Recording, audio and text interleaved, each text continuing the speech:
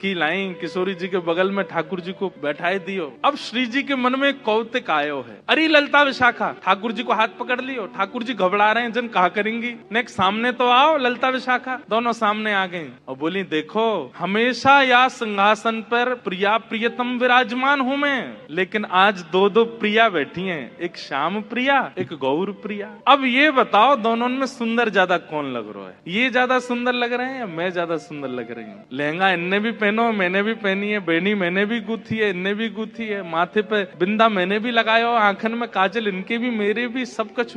अब तुम दोनों बताओ हम दोनों में सुंदर ज्यादा कौन लग रहा? श्याम सुंदर? ऐसे रो मत, मुस्कुराओ, कछु कर थोड़ी नहीं हूं मैं। ठाकुर जी मुस्कुराने लगे, अरे ललता बताए दे आज सुंदर कौन है। ललता विशाखा अंदर ही अंदर रो रही हैं और अंदर ही अंदर, क्योंकि किशोरी जी ने ये क्रम शुरू किया तो किशोरी जी को कम देख रही हैं, ठाकुर जी को ज्यादा देख रही हैं, क्योंकि किशोरी जी नहीं तो ये खेल शुरू करवाया। बताओ दोनों में सुंदर कौन? उनसे क्या कहें? ठाकुर जी को देखती हैं और देखते देखते देखते अश्रु भराते हैं नेत्रों में। बोले आप ही बताओ ना क्या करें, दोनों ही समान लग रहे हो हमको, दोनों ही एक जैसे लग रहे हो, दोनों में ये न्याय करना बड़ा मुश्किल है। ठाकुर जी आप ही कछु संकेत करो, क्या बताएं? जैसे ठाकुर जी ने देखी ललिता विशाखा बड़ी परेशान है गई हैं, तो पहले ठाकुर जी नेत्र बंद कर लिए और नेत्र बंद करके मानो ऐसे करके बैठ गए। बोले कि अगर तुमने इनको श्रेष्ठ बतायो तो फिर याद रखियो, तुम बच के दिखाइयो मुझे। ललिता विशाखा सोच रही भाई जीनो तो हमें श्री जी के संग है, और श्री जी की अगर हम प्रशंसा कर देंगे तो ठाकुर जी नहीं छोड़े, ठाकुर जी की कर देंगे तो फिर श्री जी कहेंगे अच्छा जाओ नंदगाम में बोरिया बिस्तर लेके जाओ, वहीं रहो, यहाँ नहीं रहना।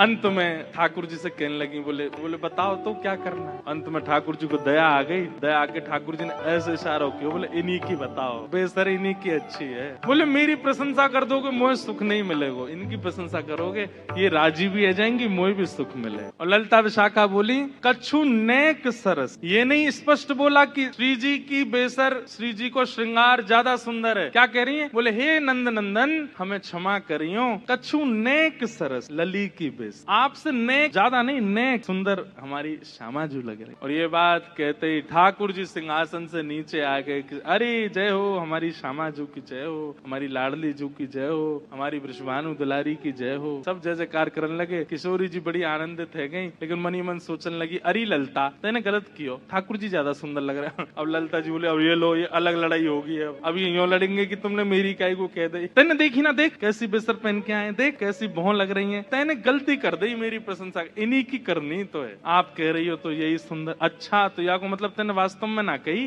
अब इनके पक्ष में चली गई।